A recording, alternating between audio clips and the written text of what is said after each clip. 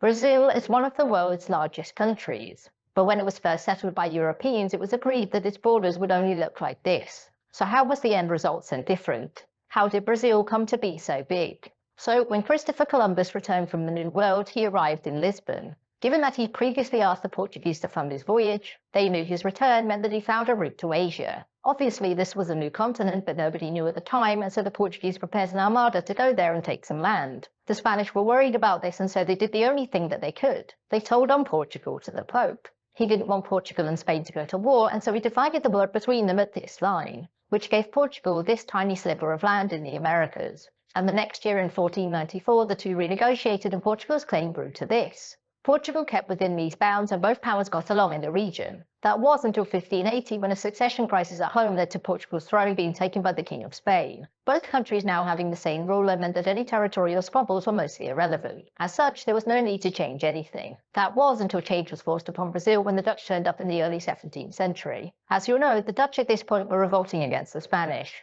Previously, the Portuguese were more than happy to let the Dutch trade with Brazil. But after fighting between the Netherlands and Spain kicked off again, the king barred them. The Dutch refused to accept this, and so just sailed to Brazil and took this land and named it New Holland. This wouldn't last for too long, and shortly after Portugal regained its independence, it took Brazil back. Eventually, the Portuguese wanted more from Brazil, and so decided to explore to the west so they could find either gold or slaves. This desire for riches led to some expansion to the west as well as to the south. Shockingly, Spain wasn't happy with this, and so in 1750 the two sat down and renegotiated their previous agreement. It was decided that Portugal would be entitled to take all of this, which was a massive increase, but at the cost of giving this to Spain.